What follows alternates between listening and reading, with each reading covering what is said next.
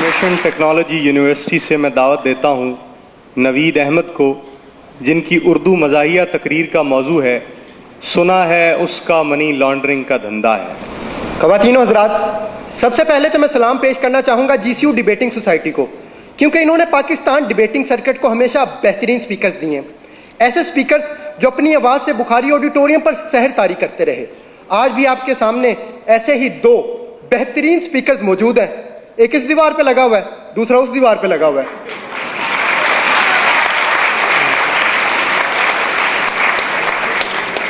सदर आला वकार, पाकिस्तान में तो हर सियासतदान का मनी लॉन्ड्रिंग का धंधा है, इसलिए मेरी ख्वाहिश थी कि मैं सियासतदान बनूं ताकि इस मनी लॉन्ड्रिंग को ख़त्म कर सकूं। इसलिए मैंने सियासत के मैदान में कदम रखा, फिसल गया। मैंने फिर सियासत के मैदान में कदम रखा, फिसल गया। फिर मुझे एक बाबा जी ने कहा कि सियासत के मैदान में सिर्फ वो नहीं फिसलता जिसने बूट पहने हुए हो।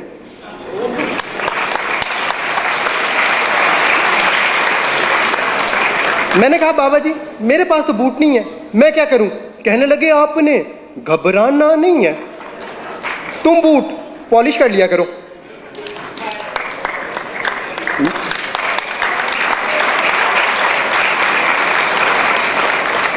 मैंने कहा बाबा जी उससे क्या होगा? कहने लगे बेटा उससे मुल्क में तब्दीली आ जाएगी। मैंने कहा बाबा जी क्या मतलब, वजाहत करें। कहने लगे बेटा वजाहत मैं कर दूंगा मगर तुम डिस्क्वालीफाई हो जाओगे, और हो सकता है डिस्क्वालीफाई होने के बाद लापता भी हो जाओ, क्योंकि वो नंबर 1 है। सदर आला वकार, कुछ ऐसा ही हुआ। कुछ दिनों बाद मैं लापता हो गया और उन्होंने मुझ पर मनी लॉन्ड्रिंग का इल्ज़ाम लगाकर जेल भेज दिया। जेल में मेरी मुलाकात एक निहायत शरीफ इंसान से हुई।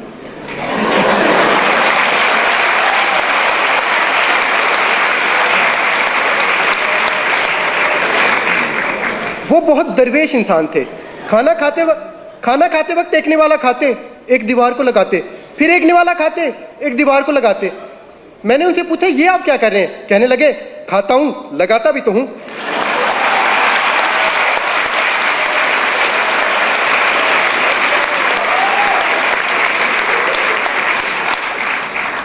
मैंने कहा बाबूजी सुना है आपका मनी लॉन्ड्रिंग का धंधा है, क्या आप इसी वजह से जेल में आए?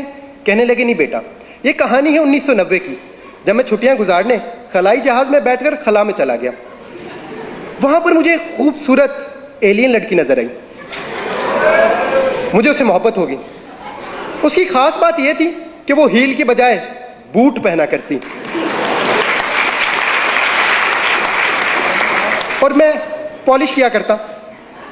उसके पास गैबी ताकतें थी, वो बंदे गायब कर देती थी। वो बंदे ऐसे गायब करती थी जैसे GCU वालों ने कफील राना को गायब किया।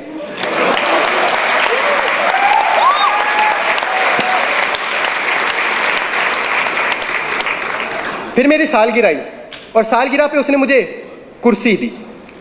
2.5 साल तक मैं कुर्सी के साथ खेलता रहा, फिर उसने कुर्सी वापस ले ली। प्यार मोहब्बत का ये सिलसिला ऐसे ही चलता रहा कि 1999 आ गया।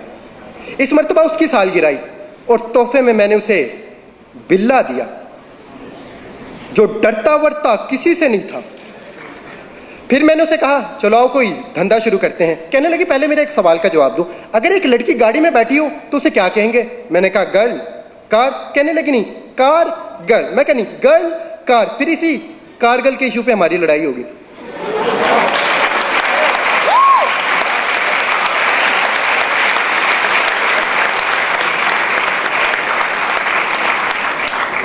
लड़ाई इतनी शदीद हुई कि उसने मुझे घर से बाहर निकाल दिया।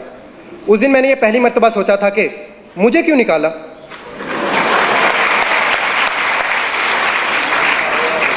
फिर वो 5 साल तक शुजात के साथ साइकिल चलाती रही।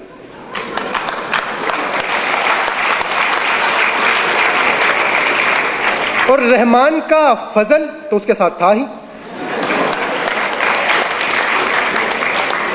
और दूसरी तरफ मुझे एक अरबी शेख मिल गया जो मुझे अपने साथ अल्लाह की सरजमीन पर ले गया।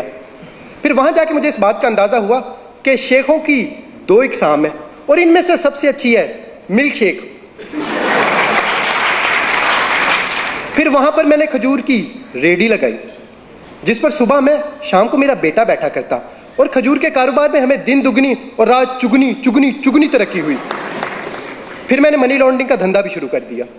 खजूर का कारोबार इतना बढ़ा कि खजूर को जखीरा करने के लिए हमें लंदन में फ्लैट खरीदना पड़े।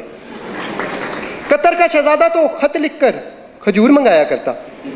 माइक्रोसॉफ्ट ने भी हमसे कई मुआहदे किए कैलिबरी में। फिर मैं सारा धंधा छोड़कर घर वापस आ गया क्योंकि अब वो रहीम और मेरी तरह शरीफ हो चुकी थी। फिर मैं उसे मिलने गया और मैंने उसे कहा, थैंक यू रहीम शरीफ।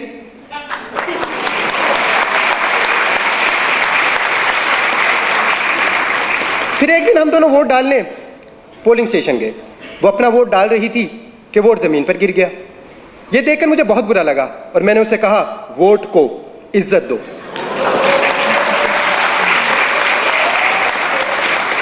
इस बात पर उसे गुस्सा आ गया और उसने मुझे कमर तोड़ जवाब दिया।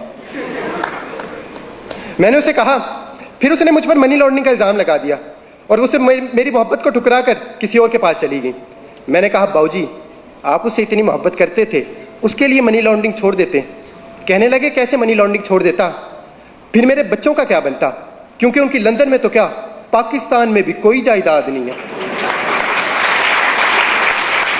और अगर मैं मनी लॉन्ड्रिंग छोड़ देता तो रोटी कहां से खाता। मैंने कहा, देखें रोटी का वादा अल्लाह ने किया है और सालन आप लंगर खाने से ले लेते। फिर कहने लगे, मुझे छोड़ने की एक वजह यह भी थी कि मैं मोटा था और अब वो हैंडसम के पास गई थी।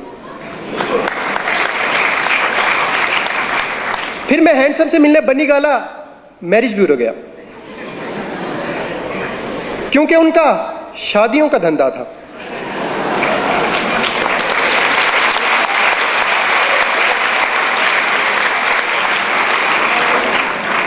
मैंने उनसे पूछा कि एलियन लड़की को आपसे मोहब्बत कैसे हुई। कहने लगे, ये मई के महीने की बात है जब मैं तकरीर करते हुए स्टेज से गिरा। जब एलियन लड़की को यह मालूम हुआ कि मैं गिरा हुआ हूं तो फिर उसने मुझे कुर्सी दी, टायरों वाली, जो रिमोट से चलती थी। मगर पता नहीं क्यों रिमोट नहीं दिया।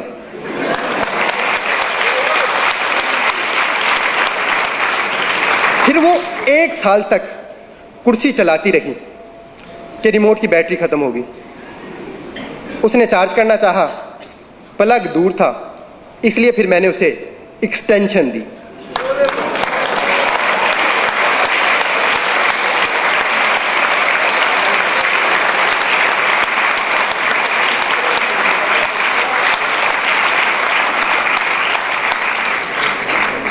तीन प्लगों वाली।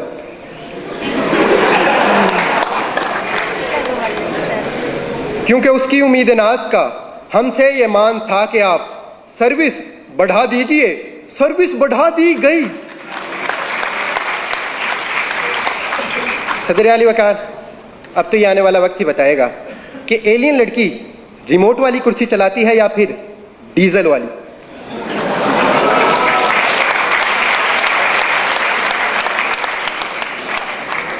मगर मैं इस तमाम कहानी के बाद अब सियासतदान नहीं बनना चाहता, क्योंकि हमारे हुक्मरानी सियासतदानों की नहीं बल्कि एलियन लड़की की है। वो जब चाहे जिस पे चाहे मनी लॉन्ड्रिंग का इल्ज़ाम लगाकर उसे कहानी से बाहर कर दे। और अगर हमें ये मनी लॉन्ड्रिंग ख़त्म करना है तो हमें अपना जमहूरी निज़ाम बेहतर बनाना होगा, क्योंकि इस निज़ाम से हमें अक्सर बेवकूफ़ सदर मिलता है। अगर आपको मेरी बात पर यकीन नहीं तो मिसाल आपके सामने है।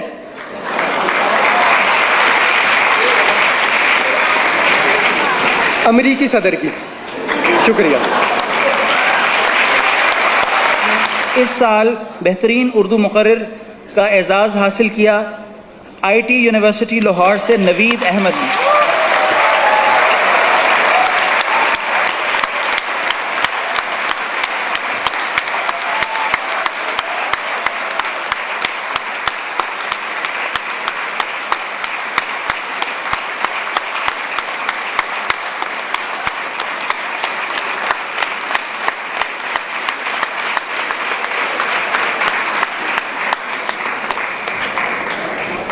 उनतालीसवें कुल पाकिस्तान अल्लामा Mohammad Iqbal bilingual declamation contest की टीम ट्रॉफ़ी हासिल की इस दफ़ा इंफॉर्मेशन टेक्नोलॉजी यूनिवर्सिटी लाहौर